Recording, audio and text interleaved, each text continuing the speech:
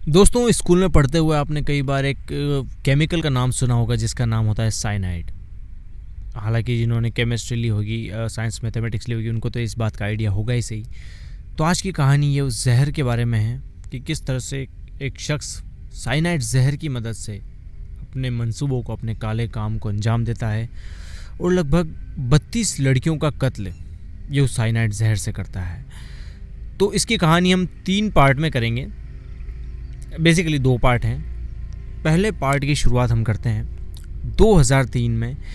एक लड़का जिसका नाम मोहन कुमार विवेकानंद, इसका पैदाइश हुई थी 1963 में और पैदाइश हुई थी इसके कर्नाटका में। अब कर्नाटका के साउथ कन्नड़ा में इसकी एक primary school, as a primary school teacher job थी, एज गवर्नमेंट जॉब थी। ये स्कूल जाता था, पढ़ा कर घर पे आता था, ठीक ठाक ज़िंदगी चल रही थी। लेकिन एक वो इश्क का कीड़ा काटता है ना, तो मोहन कुमार को इश्क का कीड़ा काटता है और उसी की स्कूल की एक टीचर के साथ उसको एक तरफा प्यार हो जाता है। वो चाहता था कि वो जो स्कूल की टीचर, लेडी टीचर है, वो भी उससे मोहब्बत करे। तो ये चाहता था कि उससे प्यार का इजहार करे और ये उससे अपने प्यार का इजहार एक दिन कर देता है। लेकिन जैसे ये प्यार का इजहार करता है, वैसे जो स्कूल टीचर होती है वो इसके मुंह पर साफ मना कर देती है कि वो इस तरह की रिलेशनशिप में बिल्कुल इंटरेस्टेड नहीं है, वो नहीं करना चाहती किसी उससे शादी। तो ये बात मोहन कुमार को बहुत अखरती है, उसको गुस्सा आता है। तो वो उस मैडम का पीछा करता है। अब ये जो मैडम होती है ये पैदल पैदल अपने घर जा रही होती है, एक नहर के किनारे होकर। अब मोहन कुमार यहाँ पर एक अपॉर्चुनिटी देखता है कि जैसे ही वो लेडी टीचर है नहर के किनारे जाती है तो ये पास में जाता है और उसको नहर के अंदर धक्का दे देता है और वहाँ से वापस आ जाता है। उसको लगता है कि ये जो लेडी टीचर है इसकी मौत हो गई होगी और ये पलट कर कभी नहीं आएगी, उसका ये जो क्राइम है ये कभी दुनिया के सामने नहीं आएगा। ये एक जेलेसी थी, कि जेलेसी या फिर यूँ कहें कि उसका ईगो हर्ट हो चुका था कि उसको किसी औरत ने मना कर दिया, तो इसलिए उसने इस लेडी टीचर को धक्का दे दिया। अब इसकी जो उम्मीद थी कि जो लेडी टीचर है वापस कभी घर लौट कर आएगी नहीं और उसका भांडा कभी फूटेगा नहीं, लेकिन इसके अरमानों पर तब पानी फिर गया जब ये लेडी टीचर किसी तरह से बच गई और उसने पुलिस में जाकर रिपोर्ट लिखवा दी। अब जब पुलिस में जाकर रिपोर्ट लिखवाई तो अटेम्प्ट टू मर्डर, यानी कि किसी को कत्ल करने की इरादतन हत्या के प्रयास में इसको पकड़ लिया जाता है और इसके ऊपर केस चलाया जाता है।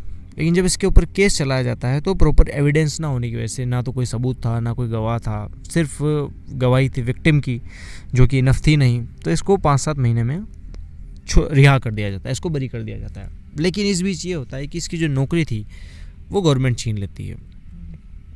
तो अब नौकरी छीन ली गई, अब ये आदमी हो गया निहायत बेरोज़गार।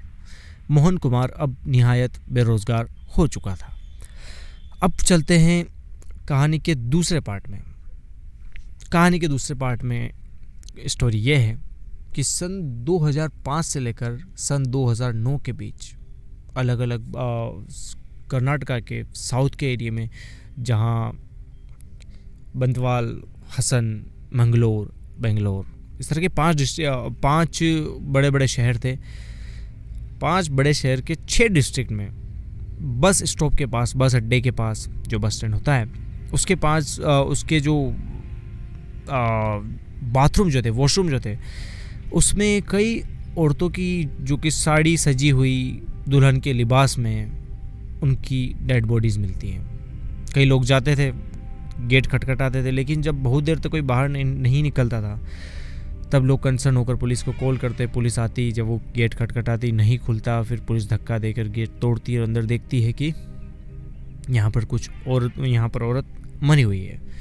और इस तरह से ये 6 अलग अलग डिस्ट्रिक्ट में लगभग 20 गुमशुदगी के केस उन्होंने देखे।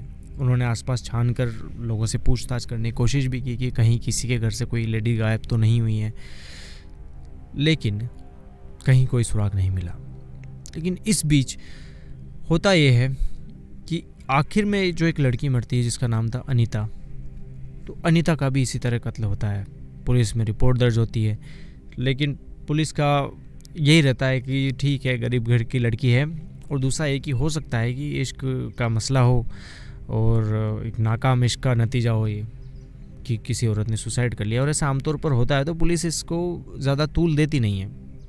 लेकिन जो अनीता के घर वाले थे, अनीता के घर वाले और उसके पड़ोसी, उसके गांव वाले, उनका यूँ कहना था कि ये अनीता है, इसको किसी मुस्लिम लड़के ने भगा लिया है और उससे शादी कर ली और हमको अनीता किसी भी सूरत में चाहिए। क्योंकि उस टाइम ये जो लव जिहाद वाला जो सारा बवंडर था ये उस टाइम से उठना शुरू ही हुआ था। तो उन लोगों को लगा कि अनीता को किसी मुस्लिम लड़के ने फंसा लिया है और वो इससे लव मैरिज करना चाहता है, लव मैरिज कर चुका है और उसको भगा के ले जा चुका है। तो वो इस चक्कर में बवाल करते हैं और पुलिस वालों को बाकायदा धमकी भी देते हैं कि इनकेस अगर अनीता नहीं मिली और घर पर सुरक्षित नहीं लौटी तो पुलिस थाने को जला देंगे। तो यहाँ पर पुलिस वालों की हवा ख़राब, अब किसी न किसी तरीके से अनीता को ढूंढना होगा। तो पुलिस वाले तय करते हैं कि वो आसपास के सारे थानों में चेक करेंगे कि अनीता कहीं मिली है क्या, अनीता की फ़ोटो वगैरह ले जाएंगे और चेक करेंगे कि अनीता नाम की ये जो लड़की है जिसकी ये शक्ल है ये कभी कहीं किसी को दिखी क्या। तब जब अनीता की फ़ोटो वगैरह चेक करवाई जाती है और पुलिस थानों में दी जाती है तब पता चलता है कि अनीता है वो मंगलोर पुलिस थाने में उसके गुमशुदगी की रिपोर्ट दर्ज हुई थी। मंगलोर पुलिस थाने में उसकी डेड बॉडी मंगलोर पुलिस थाने के पुलिस ने रिकवर की थी।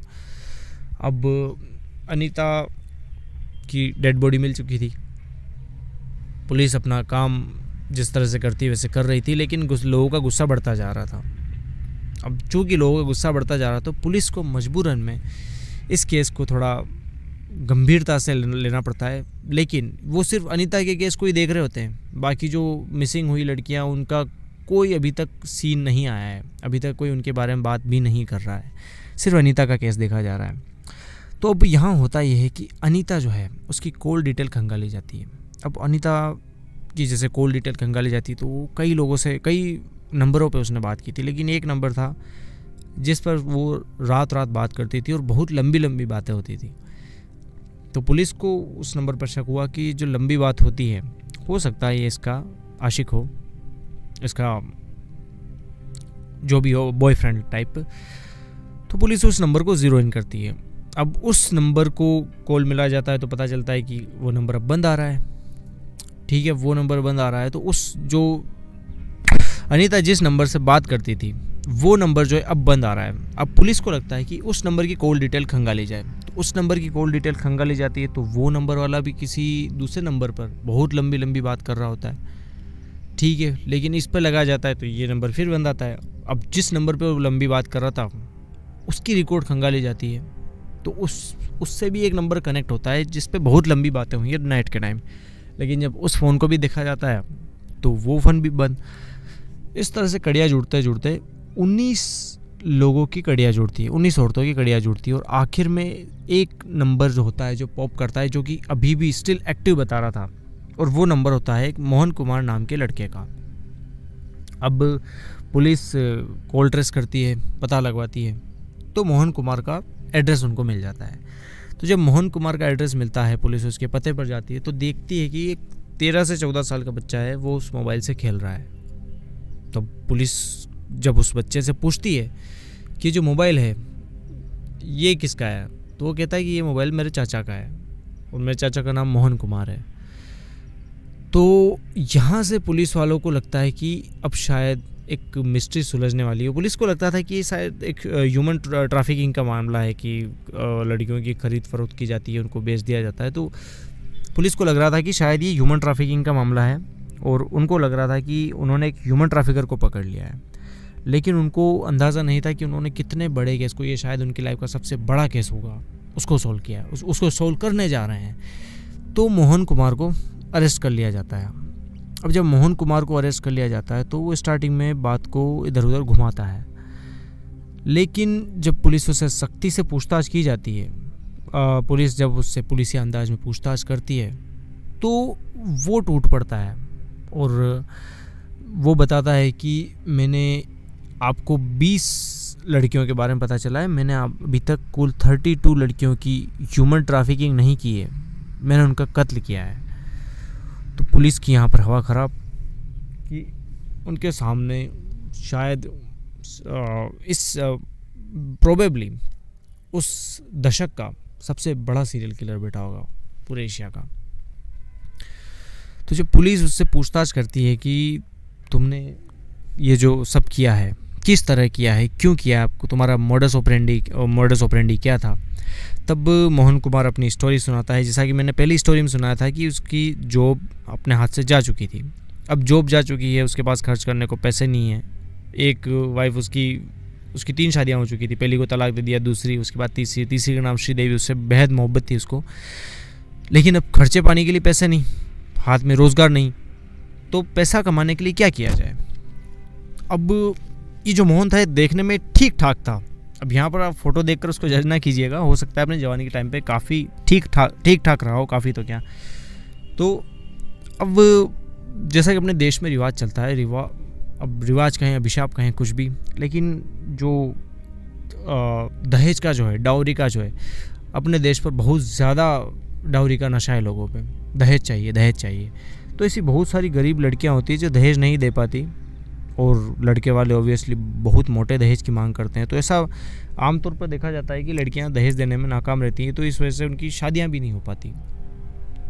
तो ये जो लड़कियां थी जिनकी या तो शादी नहीं हो पाई दहेज के कारण, या फिर जिनकी उम्र काफ़ी हो चुकी है, और अब चूँकि उम्र हो गई है तो अब उनको कोई लड़का पसंद नहीं कर रहा, कोई उनसे शादी नहीं कर रहा, तो अब यहाँ पर होता है कि साइनाइड मोहन उन लड़कियों को फांसने की कोशिश करता है कि ये इनका आसान शिकार हो सकती है।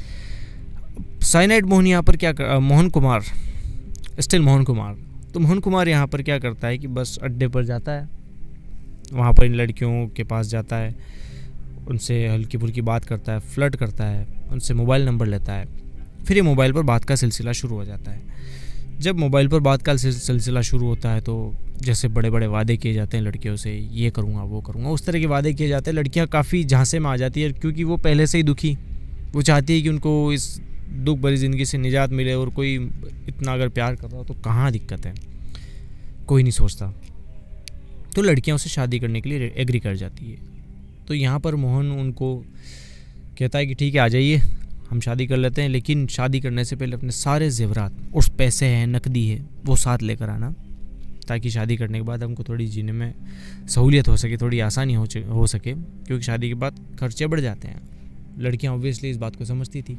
ज़्यादातर लड़कियों की उम्र 20 से 30 साल, तो ऑब्वियसली लड़कियां मैच्योर थी, तो वो इस बात को समझती थी कि पैसा बड़ा ज़रूरी है। तो लड़कियां जो भी थी अपने घर से जेवरात, पैसे, गहने वगैरह लेकर आती। साइनाइड मोहन उनसे शादी करता, और शादी करने के बाद, क्योंकि शादी करने के बाद जो गोल्डन नाइट होती, सुहागरात, वो उनके साथ सेलिब्रेट करता, और ऑब्वियसली फ़िज़िकल होना आम बात है। तो फिज़िकल होने के बाद वो उन लड़कियों को कहता है कि अपने गहने वगैरह ही उतार दो, हम थोड़ा बाहर वॉक पे चलते हैं। जब लड़कियां बाहर मोहन के साथ वॉक पर जाती तो वो कहता है कि हम अभी बच्चा नहीं चाहते, और इन केस अगर आप प्रेग्नेंट हो जाएं तो ये एक दवाई है, ये एक गोली है, टैबलेट है, ये आप खा लेना। थोड़ी तबीयत ख़राब होगी उस टाइम पे तो वॉशरूम में ही रहना, उल्टी हो तो उल्टी करके उसके बाद आ जाना, तो तबीयत नॉर्मल हो जाएगी। लड़कियों को भी लगता है काफ़ी जेन्युइन है, ऑब्वियसली सही बोल रहा है बंदा। लेकिन यहाँ पर मोहन कुमार का कहना था कि उसका एक दोस्त था सलीम, तो सलीम एक सुनार की दुकान पर काम करता था, और आपको पता होगा शायद कि सुनार जो है साइनाइड का यूज़ करते हैं गहनों के ऊपर। तो सलीम बताता है मोहन को कि साइनाइड कितनी फैटल चीज़ है, और ज़िंदगी लेने के मामले में कितनी कारगर चीज़ है। इसके ऊपर एक साइंटिफिक एक बार रिसर्च भी हुई थी कि एक साइंटिस्ट था, उसको साइनाइड का टेस्ट मालूम करना था कि उसका साइनाइड का टेस्ट क्या है। तो उसने जैसे साइनाइड को ज़ुबान पर रखा, और 2 तरह के टेस्ट होते हैं, उसने एस लिखा। अब एस फॉर स्वीट भी होता है, एस फॉर सोर भी होता है, खट्टा या फिर मीठा। लेकिन उसने जैसे ही एस लिखा, और उस शख्स की, उस साइंटिस्ट की जान चली गई। इतना फैटल, इतना जहरीला, इतना घातक, इतना जानलेवा होता है साइनाइड। तो जब साइनाइड के बारे में सलीम से पता चला मोहन को, तो मोहन को एक ट्रिक मिल गई, और वो कैप्सूल जो होते हैं, कैप्सूल की कैप खोलकर उसमें साइनाइड मिला था, और साइनाइड मिलाने के बाद लड़कियों को रैप करके दे देता कि ये जो टेबलेट है, ये जो कैप्सूल है, तुम ले लो, ताकि बच्चा हमको अभी नहीं चाहिए, ताकि हम प्रेगनेंसी से बच सकें।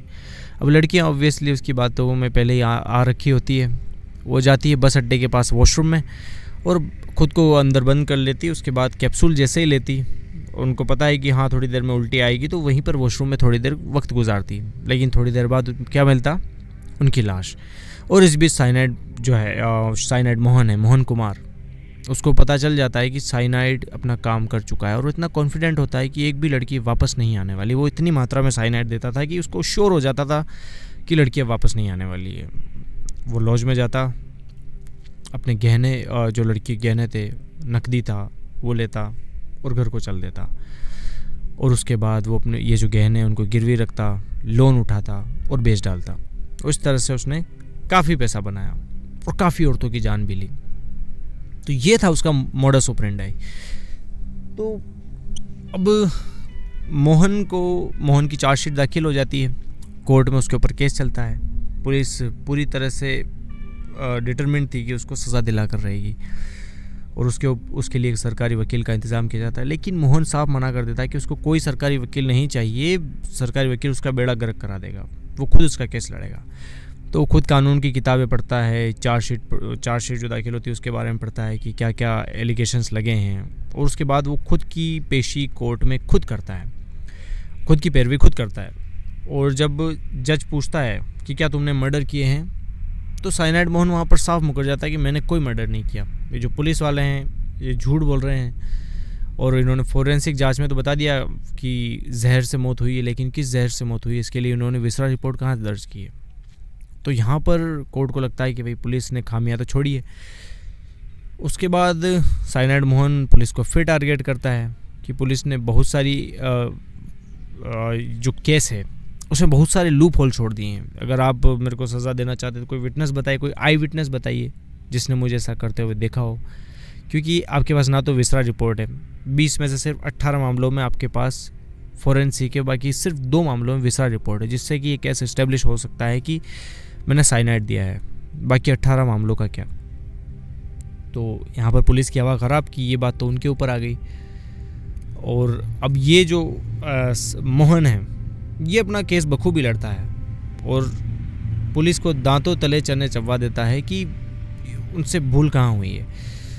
लेकिन अब चूँकि ये बात तो कोर्ट को पता थी कि ये कहीं ना कहीं फॉल्ट में है, लेकिन जैसे जैसे इसके ऊपर केस चलता जाता है तो 3 मामलों में इसको फांसी की सज़ा और बाकी मामलों में इसको उम्र कैद की सज़ा सुनाई जाती है 2013 में।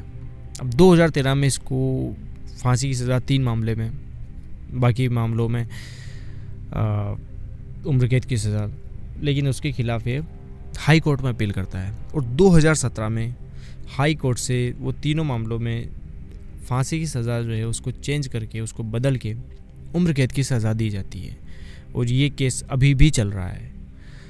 लेकिन वो कहते हैं ना कि इंडिया का कानून ऐसा है कि 100 मुजरिम छूट जाए लेकिन एक निर्दोष को सज़ा नहीं होनी चाहिए। लेकिन ये इस केस में बिल्कुल भी एप्लीकेबल नहीं है। और वो कहते हैं जस्टिस डिलेड जस्टिस डिनाइड, वो चीज़ बिल्कुल एप्लीकेबल है, क्योंकि जस्टिस डिले हो चुका है और लगभग आज 2022 चल रहा है और ये जस्टिस 13 साल से डिले चल रहा है। तो उन लड़कियों के साथ जस्टिस कहाँ हुआ जिनके साथ जस्टिस होना चाहिए था? वो लड़कियाँ अपनी ज़िंदगी हार चुकी है। उनके घर वाले जो इस उम्मीद में बैठे थे कि हमारी लड़की हो सकता है भूल भटक कर कहीं चली गई, वो वापस लौट आएगी, किसी दिन तो आएगी, उन लड़कियों का क्या? और इस तरह से हमारे देश में जो ये दहेज का लड़कियों की उम्र निकल जाती है, उनका फ़ायदा उठाने वाले बहुत से भेड़िए घूमते हैं। लेकिन एक अफेयर तक ठीक है, एक्स्ट्रा मैरिटल अफेयर तक, लेकिन ये जो किसी की जान लेना है ये काफ़ी ज़्यादा खौफनाक है, काफ़ी ज़्यादा डरावना है। और हालत ये कि लोग साइनाइड मोहन की कहानी सुनकर आज भी डर से भर जाते हैं। तो उम्मीद करें एक बेहतर इंसान बनने की कोशिश करें कि आप एक बेहतर इंसान बने, लोगों की ज़िंदगी को आसान बनाएं, क्योंकि लोग लाइफ में पहले ही बहुत दुखी हैं। उनकी ज़िंदगी आसान बनाने की कोशिश करें। दोस्तों, ये थी आज की हमारी कहानी। मिलते हैं एक नए एपिसोड में नई कहानी के साथ, तब तक इजाज़त दें। गुड बाय, शुक्रिया।